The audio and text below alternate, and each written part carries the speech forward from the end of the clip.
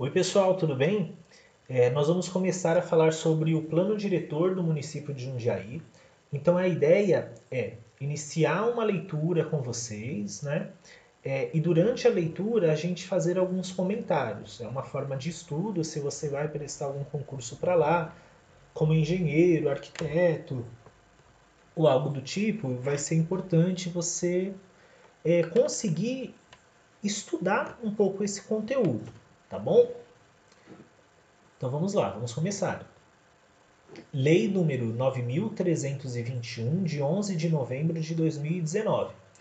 Revisa o plano diretor do município de Jundiaí e dá outras providências. O prefeito do município de Jundiaí, Estado de São Paulo, de acordo com o que decretou a Câmara Municipal em sessão ordinária, realizada no dia 29 de outubro de 2019, promulga a seguinte lei. Título 1. Das disposições iniciais. Artigo 1º.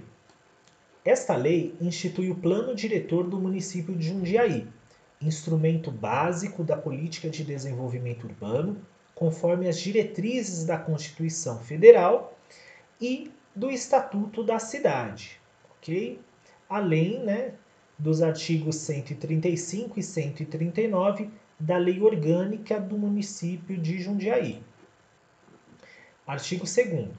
Este plano diretor abrange o território do município e dispõe sobre. Então, aqui embaixo vão estar descritos os assuntos que vão ser tratados nesta lei, ok? Então, primeiro assunto, os princípios orientadores da política de desenvolvimento urbano e rural. As articulações do sistema municipal de planejamento e gestão territorial, as diretrizes para políticas públicas, planos e instrumentos de gestão, o ordenamento territorial, o parcelamento do solo para fins urbanos, a regularização fundiária de assentamentos urbanos e sobre as infrações e penalidades, tá bom? Então tudo isso aqui é o que se pretende abordar no plano diretor. Agora, o plano diretor ele vai servir e balizar o quê? Existem algumas coisas, alguns planos e leis que vão depender do plano diretor para poder ser elaborado, tá bom? E são o plano plurianual, tá? O PPA, ele depende do plano diretor, ele vai usar o plano diretor como uma direção, um guia na hora de ser elaborado. As leis de diretrizes orçamentárias, tá? Elas dependem do plano diretor. As leis orçamentárias anuais, LOA, os programas de metas, a legislação de regulamentação de instrumentos de política urbana, os planos setoriais relativos à política de desenvolvimento urbano e rural e os projetos de intervenção urbana, tá? Então aqui estão todos os artifícios, leis e planos que dependem do plano diretor, tá bom? Então vamos lá. Parágrafo 1º. O município deverá compatibilizar este plano diretor com o Plano de Desenvolvimento Urbano Integrado da Aglomeração Urbana de Jundiaí, nos termos do parágrafo 3º do artigo 10 e inciso 2º do artigo 21 da Lei Federal número 13.089, de 12 de janeiro de 2015, o Estatuto da Metrópole. Então, o que significa? O plano diretor ele deve estar totalmente compatível com aquilo que foi determinado no Plano de Desenvolvimento Urbano Integrado da Aglomeração Urbana de Jundiaí, tá bom? Parágrafo 2º. Poderão ser apresentadas propostas de atualização, ajustes e alterações da lei do plano diretor, ouvido o Conselho Municipal de Política Territorial e desde que submetidas a processo de participação, nos termos do artigo 40 da Lei Federal 10.257 de 2001. Então, o que ele está falando aqui? que dentro do plano diretor podem ser apresentadas propostas, né, para alterações, para ajustes, desde que você siga as regras que estão descritas, né, lá no Estatuto da Cidade, tá bom? O plano diretor de Jundiaí deverá ser revisto em até 10 anos a partir da data de publicação dessa lei, tá bom? Então, você tem este prazo, tá? O prazo de 10 anos para você poder atualizar, rever esta lei aqui, tá bom? A lei do plano diretor. Título 2º, tá bom? Dos princípios e objetivos. Os princípios orientadores da política de desenvolvimento urbano e rural do município e deste plano diretor são os seguintes. Então, função social e ambiental da cidade. Esse é o primeiro princípio do plano diretor. Segundo, função social e ambiental da propriedade urbana. Terceiro, da propriedade rural também. Então aqui nós vemos 3 itens bastante parecidos, né? Os princípios do plano diretor são abordar a função social e ambiental da onde? Da cidade, né? Da propriedade urbana e da propriedade rural.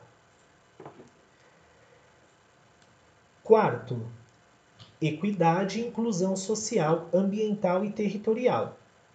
Quinto, direito à cidade e ao meio ambiente ecologicamente equilibrado.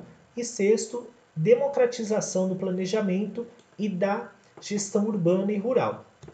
Então, pessoal, aqui a gente descreveu os princípios e a partir de agora a gente vai explicar cada um dos princípios, como é que cada um desses princípios vai ser trabalhado, né? Como é que a gente vai conseguir atingir cada um desses objetivos aqui. Então, no primeiro, né, parágrafo, a gente vai estar abordando a função social e ambiental da cidade, tá? Aqui no primeiro parágrafo, a gente vai estar trabalhando este item aqui. Então, vamos lá. A função social e ambiental da cidade é atendida por meio da efetivação dos direitos sociais para toda a população do município, incluindo o direito à cidade sustentável, à moradia, ao saneamento ambiental, à infraestrutura urbana, ao transporte, aos serviços públicos, à saúde, educação, segurança, ao trabalho e ao lazer, para as gerações presentes e futuras. Então, para a gente poder atender a esse primeiro princípio, né, esse primeiro objetivo, a gente precisa o quê? Que a cidade, né, que toda a população da cidade, do município de Jundiaí, tem acesso à segurança, tem acesso à educação, ao trabalho, né? Para as gerações presentes e também para as futuras, tá bom? Então, a gente precisa garantir a qualidade do meio ambiente, inclusive para as gerações que estão por vir. Vamos continuar. Parágrafo 2º. A função social e ambiental da propriedade urbana e rural, pública e privada. É elemento constitutivo do direito de propriedade e seu cumprimento se dá por meio da obediência às normas estabelecidas neste plano diretor e na legislação complementar. Ok? Então vamos lá. Agora, nesse segundo parágrafo, vocês observam que a função social e ambiental da propriedade urbana, rural, pública e privada, a gente está entrando aqui, né, em vários temas, olha, abordando ao mesmo tempo esses 2 itens aqui, tá? E falando que esse elemento é constitutivo do direito de propriedade. Então, lá na Constituição, nós temos o que? O direito de propriedade. Esse direito aqui, né? A função social faz parte disso que nós chamamos de direito à propriedade. e seu cumprimento se dá por meio da obediência às normas estabelecidas neste plano diretor e na legislação complementar.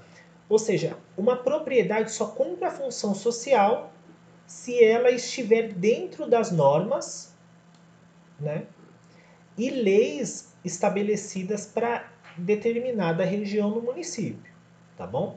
Se um imóvel não atende às leis, às normas que são estabelecidas para ele, significa que ele não está cumprindo a sua função social.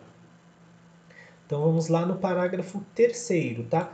Equidade e inclusão social, ambiental e territorial. Então aqui, ó, a gente vai estar trabalhando o item 4º aqui, ok? Vamos lá. A equidade e inclusão social, ambiental e territorial consistem na redução das desigualdades socioespaciais entre espaços urbanos e grupos sociais, por meio. Então, olha, para a gente conseguir a equidade, né, e inclusão social, ambiental e territorial, a gente tem que reduzir a desigualdade entre os diversos locais da cidade, né? A gente percebe que muitas cidades aqui no nosso país tem pedaços que são muito bem organizados, arborizados, atendidos por vários serviços públicos e equipamentos, enquanto outras partes não têm esse mesmo privilégio, né? Tem dificuldade na questão de acesso, de ter um bom asfalto sendo realizado, na questão de equipamentos públicos como escolas, hospitais, postos de saúde, tem regiões que não são bem atendidas, né? Então, para a gente conseguir romper, né, essa desigualdade, a gente precisa seguir, né, trabalhar com as seguintes ferramentas. Então, a primeira ferramenta é a diminuição de vulnerabilidades urbanas, sociais e ambientais que expõem a população do município a riscos, perigos e ameaças. Segundo, da distribuição socialmente justa dos ônus, né?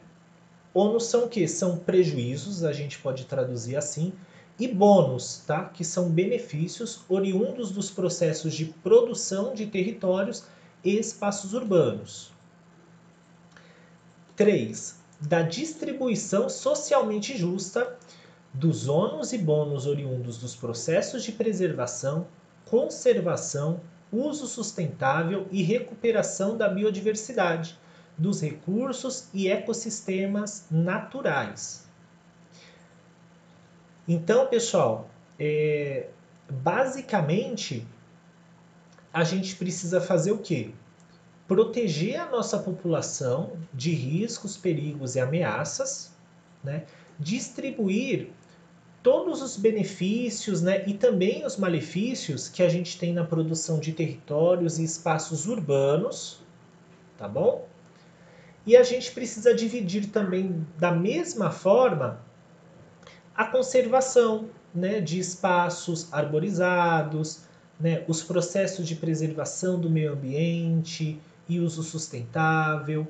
Então, tudo isso precisa ser realizado por igual, em todo o município, sem priorizar uma localidade em detrimento de outra, ok? Então, quarto parágrafo. A efetivação do direito à cidade e ao meio ambiente ecologicamente equilibrado se dá por meio da distribuição socialmente justa dos acessos aos benefícios e oportunidades da vida urbana. Em especial, então, a gente realmente passa a ter o direito à cidade e ao meio ambiente equilibrado quando a gente tem acesso aos seguintes itens: as terras urbanas adequadas e bem localizadas, a moradias dignas, às condições de vida e ao patrimônio cultural e ambiental que constituem os bens comuns do município e são necessários para melhorar a qualidade de vida coletiva, promover o bem-estar social e propiciar o desenvolvimento humano. Parágrafo 5º. A democratização do planejamento e da gestão urbana e rural consiste na inclusão de todos os segmentos da sociedade civil, diretamente ou por meio de associações, organizações sociais, representativas e conselhos municipais, e em processos de planejamento e gestão da cidade, em especial nos processos de tomada de decisões relativos. Primeiro, a distribuição e realização de investimentos públicos, a formulação, implementação e avaliação de planos, programas e projetos relativos ao desenvolvimento urbano e rural, e terceiro, aos assuntos de interesse público relativos ao desenvolvimento urbano e rural. Então, traduzindo isso aqui, pessoal, a gente só consegue ter uma gestão democrática, democratizar o planejamento da gestão urbana, quando a gente consegue que todas as pessoas, né, interessadas, todas as pessoas que moram no município, possam dar a sua opinião, né, ou diretamente, que é ela mesma ir participar das reuniões envolvendo a sociedade civil, ou por meio de associações, ou por meio de conselhos municipais.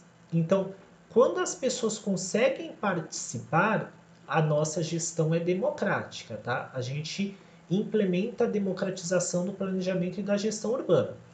Só que quando que as pessoas precisam estar participando mais? Quando as decisões são relativas, né?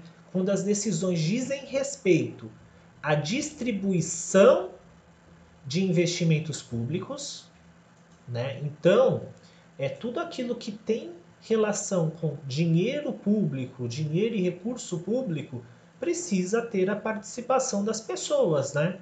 Afinal, são as pessoas que pagam os impostos, né, para o governo, então elas têm que participar, saber, né, opinar sobre como e onde esse recurso vai ser empregado, onde que o dinheiro vai ser gasto. Segundo, a formulação, implementação e avaliação de planos, programas e projetos relativos ao desenvolvimento urbano e rural. Então, peraí, a população já viu que é necessário gastar o dinheiro na construção de parques e praças pelo município, né? Na hora que for formulado um plano para a implementação dessas praças e parques, a população também tem que participar. Será que é interessante a construção de um parque enorme numa área que é de dificílimo acesso? Né? Que pouquíssimas pessoas daquela comunidade possam frequentar? Né? Será que aquele hospital precisa ser construído no bairro A ou no bairro B? E aquela escola? Né? Tá faltando creche no seu bairro? Será que um bairro que já é plenamente atendido por creches, maternidades, precisa ser atendido por mais uma? Ou essa nova creche, né? Esse novo equipamento público deve ser construído em outro bairro? E terceiro, aos assuntos de interesse público relativos ao desenvolvimento urbano e rural. Né? Então, tudo aquilo que for de interesse público e tiver relacionado ao desenvolvimento urbano e rural, a população precisa, né, participar. Isso faz parte da democratização do planejamento e gestão urbana e rural. Nós vamos entrar no artigo 5º, né, os objetivos que norteiam esse plano diretor. Então vamos lá.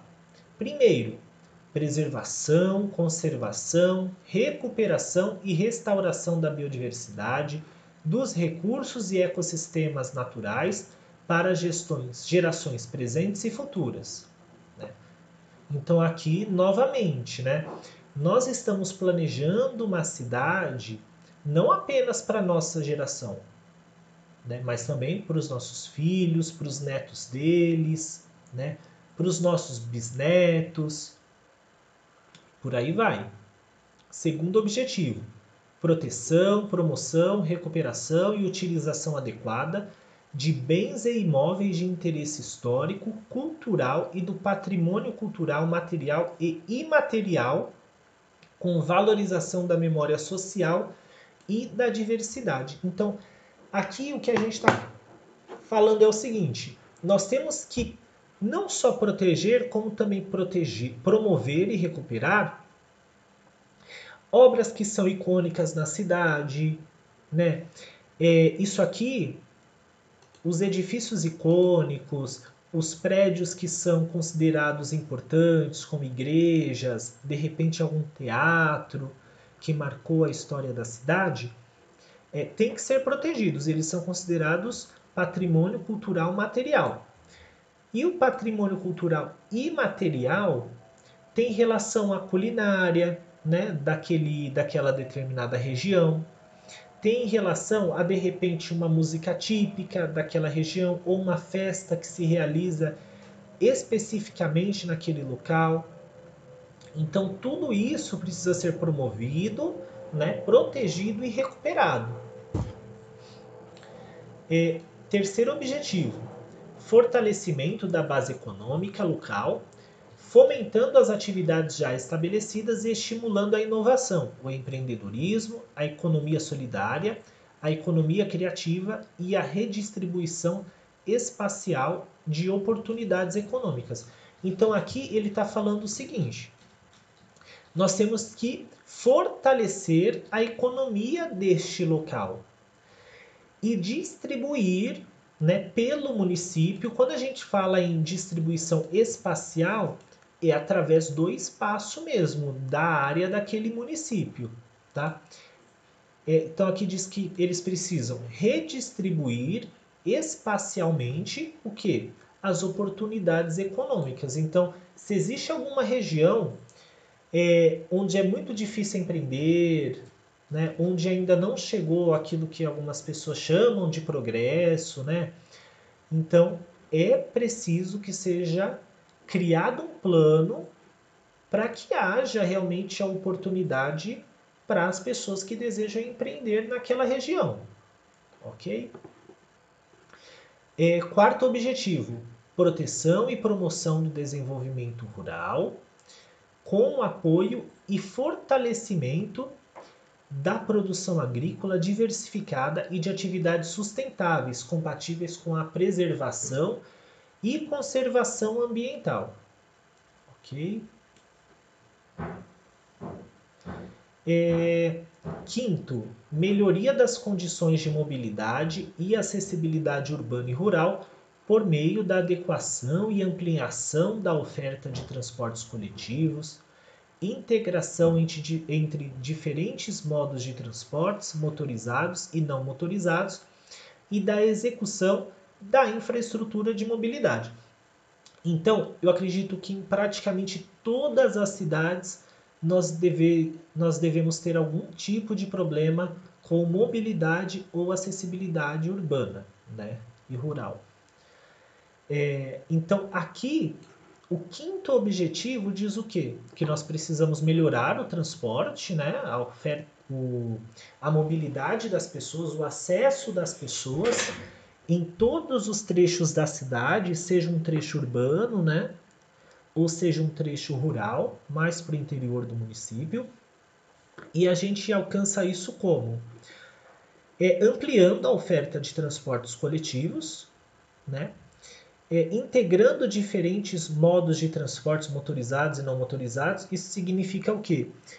Se você de repente tem uma linha férrea, um trem na sua cidade, né, e linhas de ônibus, você precisa integrar, né, esses dois modais de alguma forma. E execução de infraestrutura de mobilidade. De repente você precisa construir mais um terminal, né, você precisa construir mais uma estrada, melhorar uma via. Então, tudo isso faz parte do quinto objetivo. Sexto objetivo: regulação do solo e ocupação do solo e da produção imobiliária de modo articulado com o sistema de transporte coletivo, com melhorias de espaços públicos e com vistas a evitar a proximidade de usos conflituosos e incompatíveis entre si, b. o parcelamento, a edificação ou uso excessivo ou inadequado do solo, em relação à infraestrutura urbana. C. A ociosidade de imóveis não utilizados em áreas de zona urbana dotadas de serviços, equipamentos e infraestrutura urbana. D. A inadequação e incompatibilidade entre formas de ocupação do solo e as características viárias. E. A poluição e a degradação urbana, rural e ambiental. F. A impermeabilização inadequada e excessiva do solo urbano. E G. O uso e ocupação inadequada de espaços públicos. Então, o que nós estamos trabalhando aqui, gente? Nós precisamos, toda vez que nós formos regularizar o solo ou alguma ocupação, ou produzir, por exemplo, apartamentos ou residências de qualquer tipo, nós precisamos primeiro saber se aquele trecho da cidade vai comportar aquela construção. Eu dou um exemplo para você. Imagina que você tem uma vila, né, com várias casinhas térreas, né, onde vivem uma família por casa. E de repente chega um empresário que tem a intenção de comprar, umas 20 casas daquela mesma rua para demolir e construir algumas torres de apartamento naquele mesmo lugar. Entenda que quando você trocar as casas térreas que estão naquele terreno e passar a ocupar tudo com torres de apartamento, a quantidade de famílias que vão passar a morar naquele mesmo lugar vai ser muito maior. Então, aquelas mesmas ruas que antes atendiam aquelas famílias não vão conseguir atender mais. Por quê? Se tem mais gente, vai passar a ter mais carro. Então, obviamente, a gente corre o risco de passar a ter um trânsito terrível naquela região. Ou, por exemplo, você decide fazer essa mesma torre de apartamento, só que não manda construir novos hospitais na região, por exemplo. Puxa vida, você vai ter mais pessoas utilizando, né, aquele equipamento público e ele pode não dar conta de atender as pessoas que estão chegando. Então, o que a gente quer dizer com tudo isso, né? Com esse sexto objetivo? Que toda construção que for feita precisa de planejamento para ver se não vai ter nenhum conflito entre a capacidade das vias e dos equipamentos públicos, né, com aquilo que vai ser implantado. Outra coisa, a gente precisa evitar o quê? A proximidade de usos conflituosos ou incompatíveis. E o que seria isso? Imagina o seguinte, você está fazendo o planejamento urbano, né? E aí você pretende, dentro da sua lei de zoneamento, né, criar uma alteração na lei de zoneamento e permitir que do lado de uma zona residencial possam ser construídos locais para festa, por exemplo. Então imagina, você está de noite na sua casa querendo dormir e de repente começa uma balada, né, a tocar até o último volume do lado da sua casa. Isso não vai ser legal. Por quê? Porque os usos são incompatíveis, né? Então, sétimo objetivo: contenção da expansão urbana horizontal de modo disperso e desordenado, evitando a fragmentação e descontinuidades excessivas das áreas urbanizadas e impactos negativos sobre a biodiversidade, os recursos e ecossistemas naturais, sobre a produção agrícola e hídrica local. Aqui está falando que nós temos que evitar a expansão urbana, né, o crescimento das cidades de modo desordenado. Tá? Então, todo o crescimento que o município for ter, né, toda a criação de novas casas, de novas vias, precisa que seja antes estabelecido um plano. Um plano para quê? Para que o crescimento da cidade não atrapalhe o nosso ecossistema, né, as zonas de produção de alimento, de água, ok? Pessoal, eu vou parar por aqui porque o vídeo está ficando muito longo.